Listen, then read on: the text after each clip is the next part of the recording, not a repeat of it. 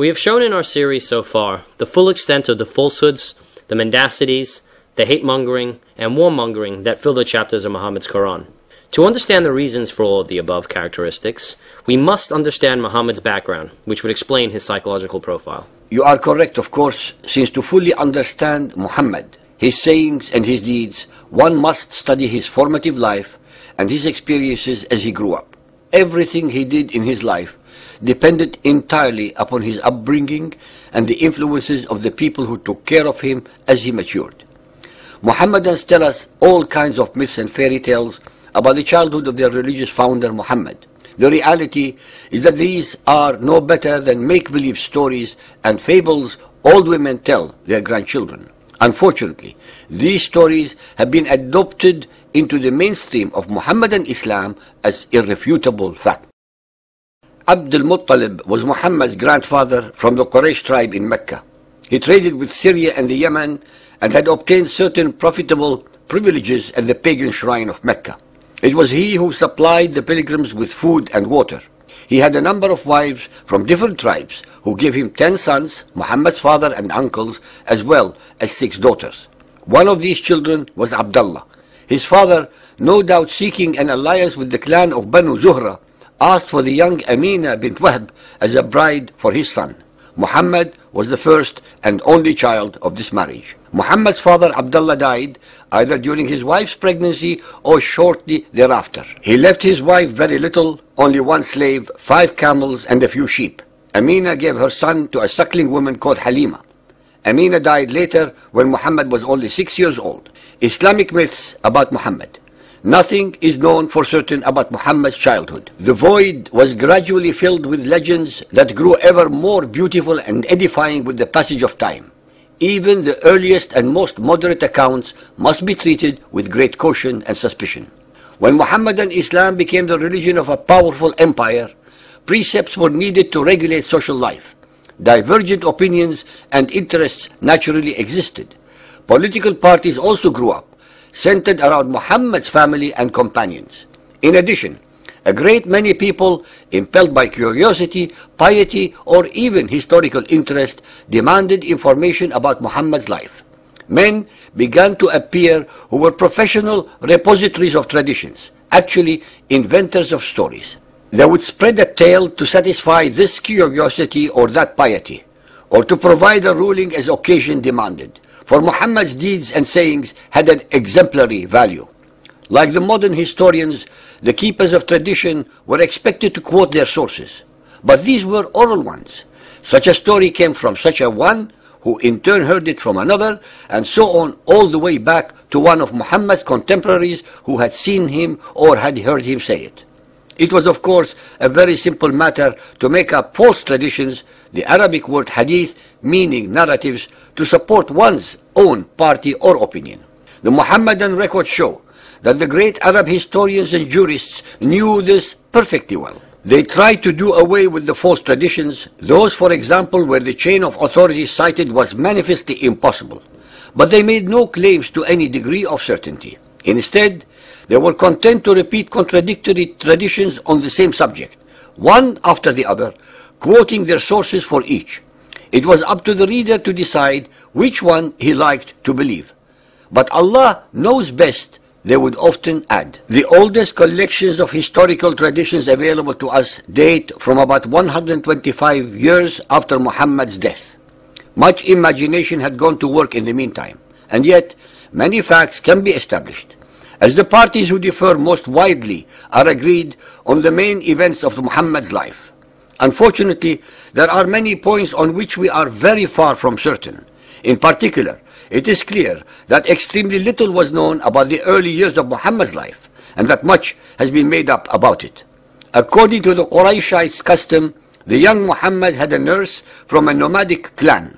In this way, it was thought the children of the Quraysh would be filled with the pure air of the desert and grow strong. Muhammad's mother died when he was 6 years old. His grandfather, the venerable Abd al-Muttalib, who was then 80 years old, took him to live with him, but he died 2 years later.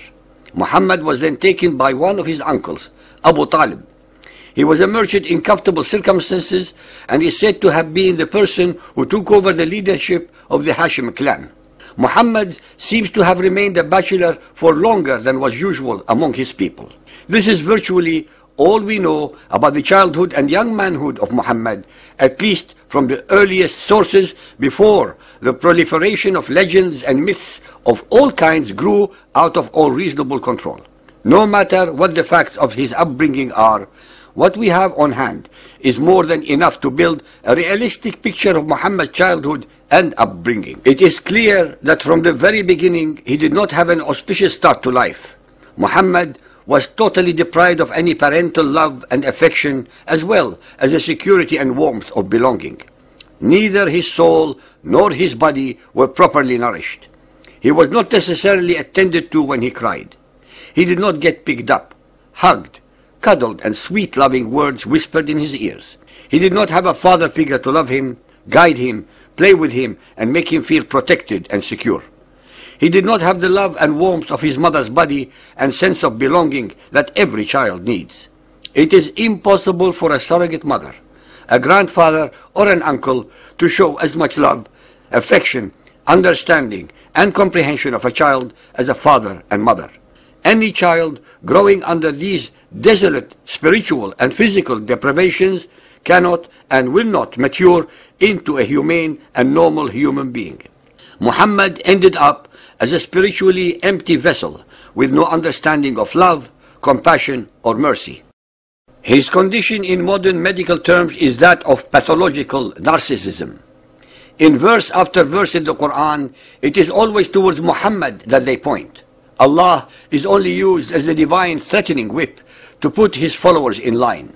The verses of the Quran instruct Muhammad's followers that they should obey him blindly and unquestioningly, that they should follow whatever example he may set, his sunnah, that they should believe that he is the messenger of Allah, that they should know that he, Muhammad, is superior to any and all other Arabs, if not humanity, that he, Muhammad, has intercessory powers with Allah, that revelations come to him whenever and wherever he needs them, that Allah hates the enemies of Muhammad in even greater measure than Muhammad, that everything Muhammad covets, wants, needs, or lusts for is made halal to him by the will of Allah through the usual convenient and made-to-order revelations, that all those who do not believe in him or insult him will end up dead, usually murdered, and that their bodies will suffer the eternal and numerous tortures of Allah's hell, that he is the beloved of Allah, that the enemies of Muhammad are automatically the enemies of Allah.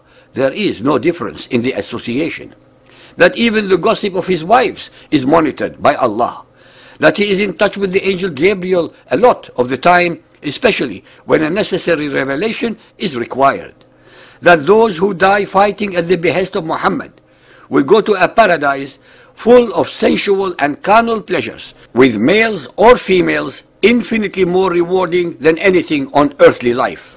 When the verses of the Quran are studied carefully, anyone who knows the different characteristics of pathological narcissism will be able to, without any difficulty whatsoever, to fit one or more of them perfectly with verses from the Quran.